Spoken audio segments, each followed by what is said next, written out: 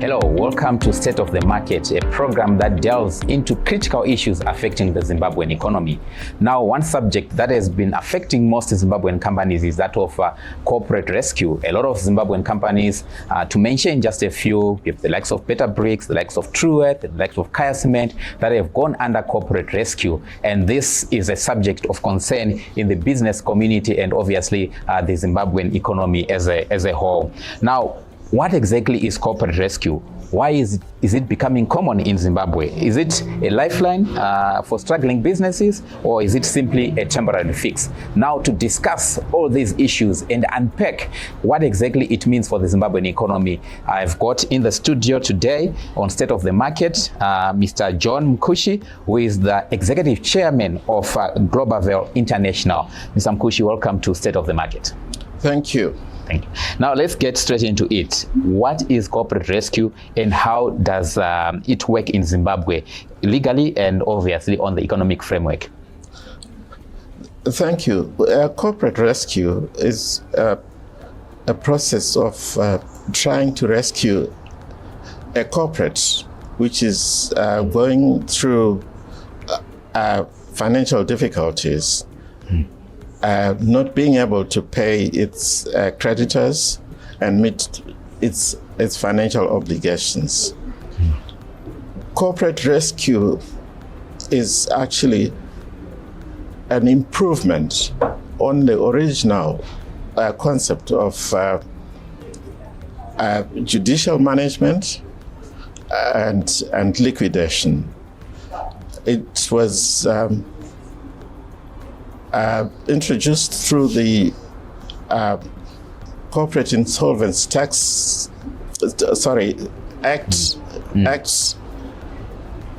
which was promulgated in 2018. What it means is that instead of going straight into liquidation, a corporate can apply to the High Court for going into rescue. And the whole process is supervised by the High Court. And it's generally initiated by the company itself. From the company director's perspective, they can apply for corporate rescue, or the creditors can also apply for the process of corporate rescue. But essentially, it is designed to try to rescue a company which is experiencing difficulties instead of going straight into liquidation. So when it comes to Zimbabwe, for example, when you look at the companies that have gone under corporate rescue, they are from various sectors. We have got clothing retailers, we have got cement makers, and we also have brick makers. So it's companies from different sectors of the economy. What would you probably attribute the struggles that these companies are going through? Well, the main reason is basically that the economic environment is very, very tough for most companies. It's largely to do with availability of finance. Finance is not very readily available in our economy at the moment. Related to that is also the cost of finance. The cost of finance relatively is very, very high if you compare with international costs in terms of how much it would cost. As a result, companies struggle from a financial perspective. Yeah, so when you look at, you mentioned quite a number of issues that are affecting these companies. To what extent can management, for example, make sure that companies continue to not go under corporate rescue? What role does management play in this situation? Well, ultimately, the management, including their board of directors, have the responsibility of ensuring that their businesses are viable. So when it gets to the stage of corporate rescue, it actually means that the management and their directors have failed to oversee the business of the corporation, and it then requires a rescue package to be able to keep that corporation going. So the responsibility lies squarely with the directors and the management of the company. So you can go ahead. But also, it also does get affected by other stakeholders, which include providers of finance, the regulatory authorities as well. All those factors can affect a business and drive it to the point of requiring rescue. Related to all that is obviously the ever-changing environment in business. There's so much change that's taking place generally and internationally. Products which were very viable to produce a few years ago have suddenly become unaffordable because of competition from international players. Businesses may find that their market is just disappeared. But it's incumbent on the management to adjust the operations of the company as the circumstances change.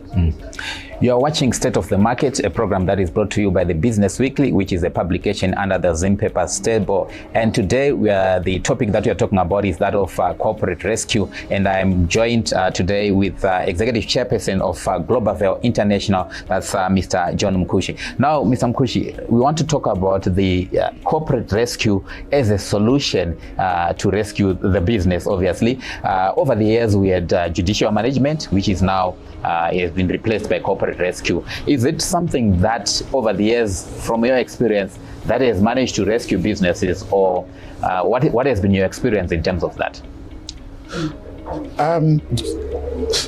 Judicial management has been successful in some cases and not so successful in others. But the difference between judicial management and corporate rescue is that corporate rescue is very strictly controlled and regulated. It's under the direct control of the High Court, and the process has got very defined terms and conditions which it should follow.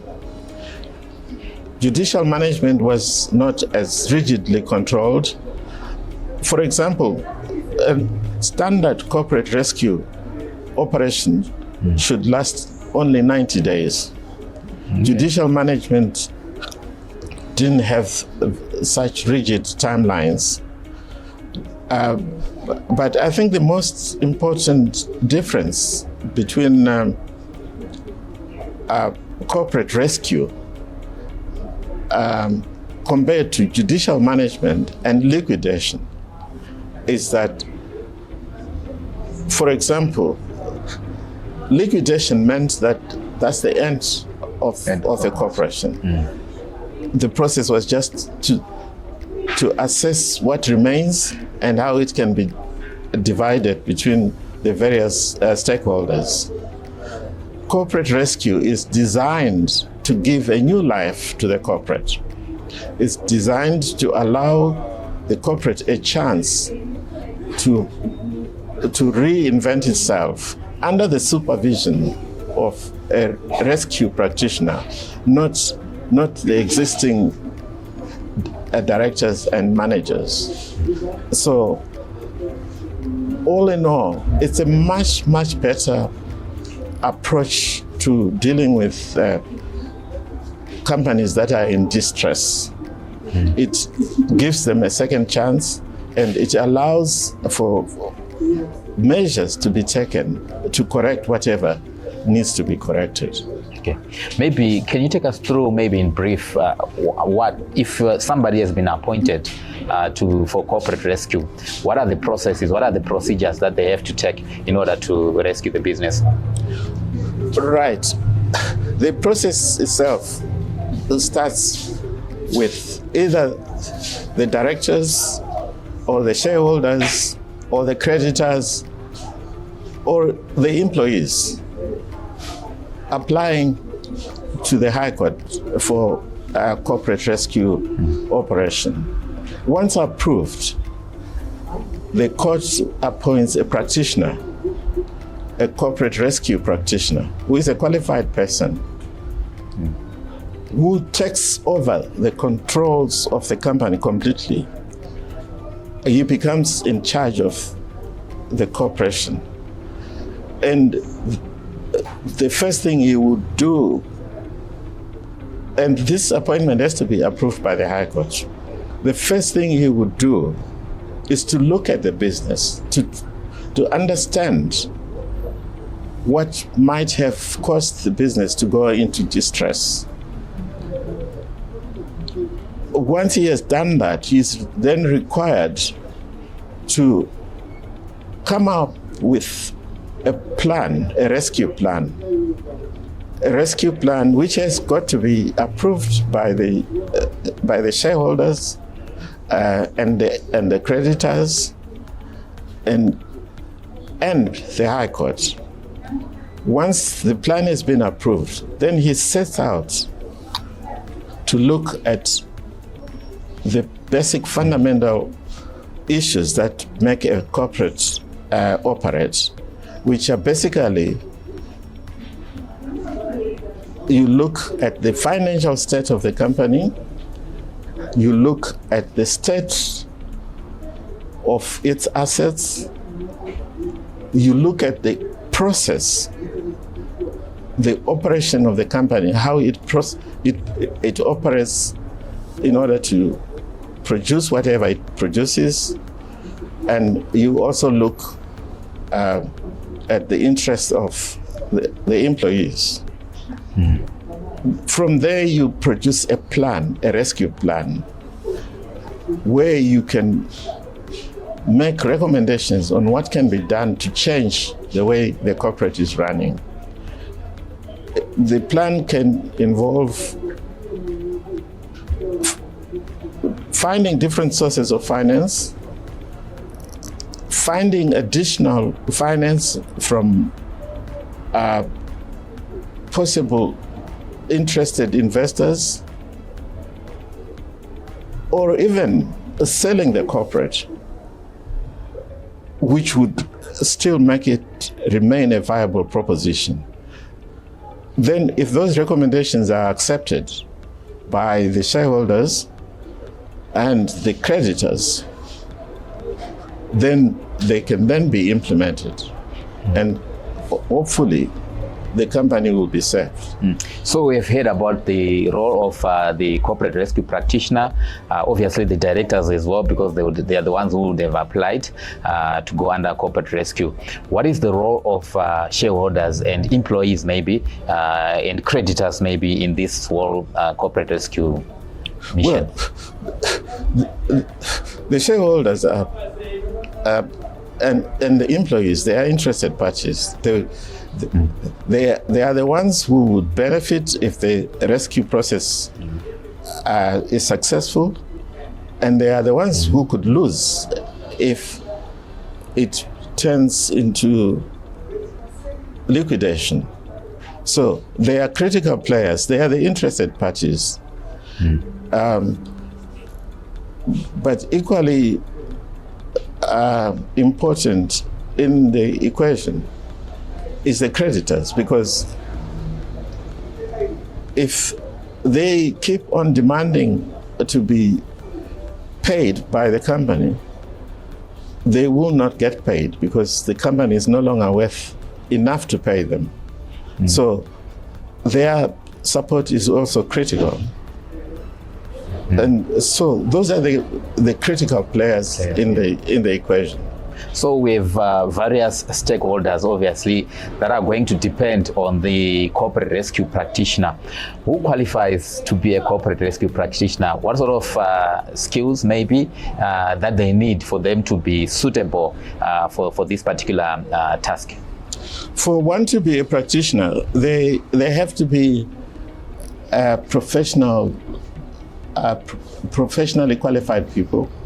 Usually it's accountants or lawyers or professionally qualified managers who can be appointed practitioners. They also have to be members of the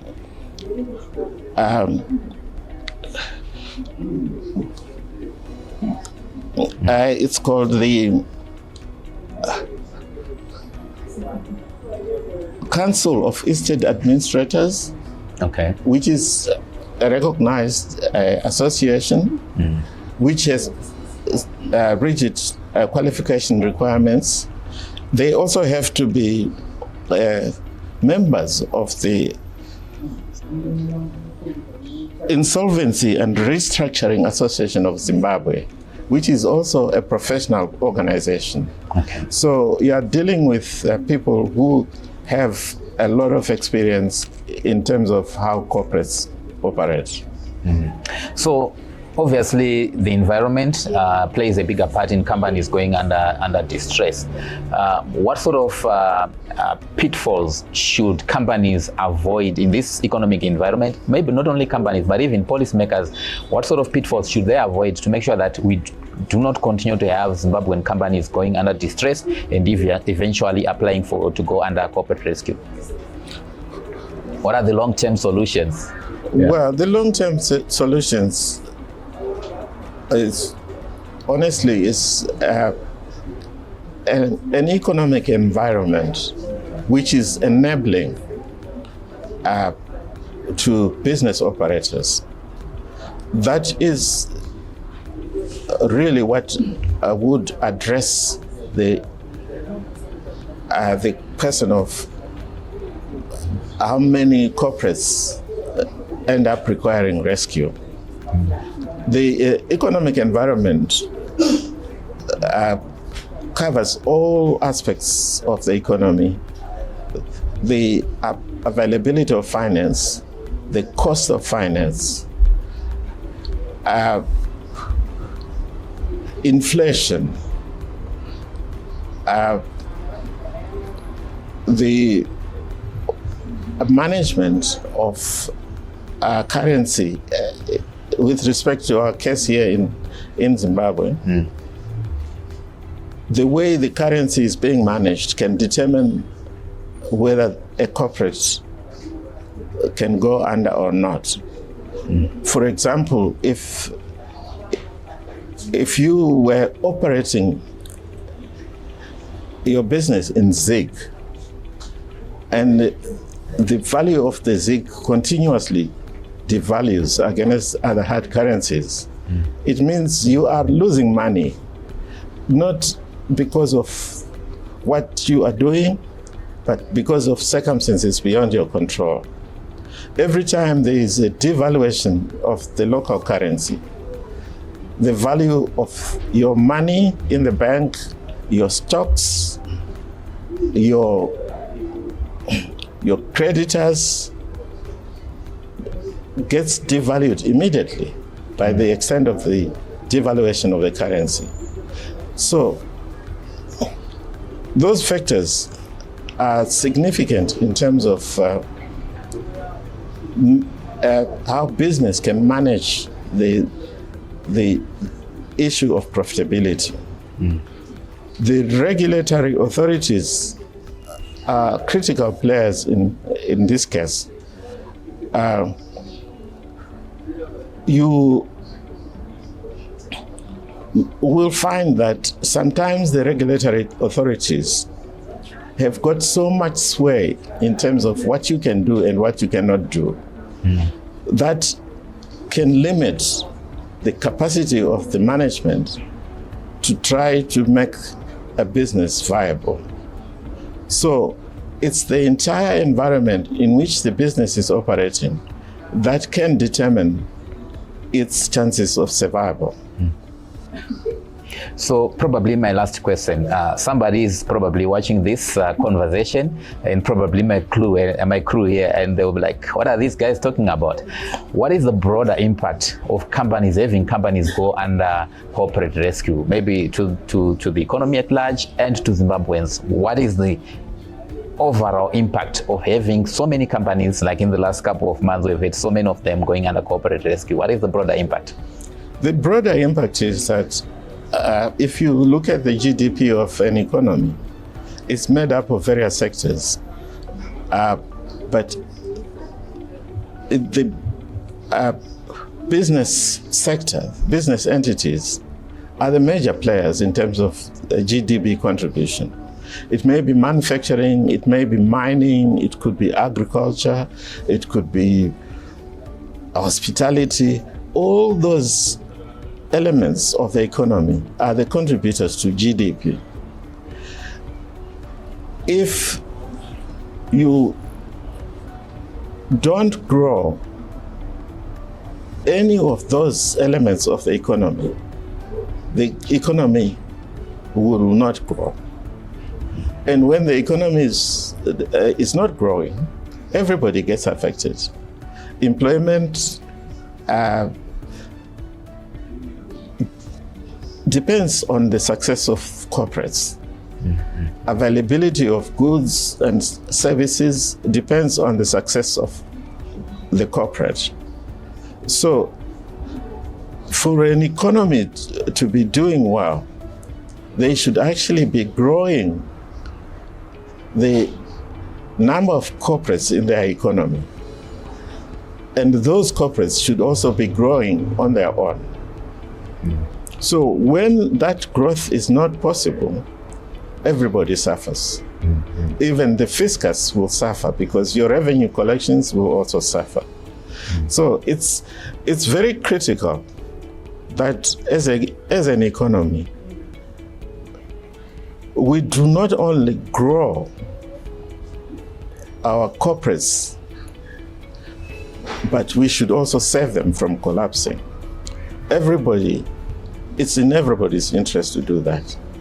Well, it's in everybody's interest to make sure that we do not have businesses that go under distress. And for those that will go under distress, we also have professionals, practitioners, and let's make sure that they are able to actually rescue the businesses. You are watching State of the Market, a program that is brought to you by the Business Weekly, a publication under the Zim Papers stable. And today I was joined by Mr. John Mukushi, who is the Executive Chairperson of Global International, to help us unpack one of the issues that has been affecting the Zimbabwean economy. Mr. Mukushi, thank you for taking your time to explain the issues of corporate rescue. Thank you for having me. Thank you, and that was it for today's program. My name is Kudzanai Sharara, and until next time, it's bye-bye for now.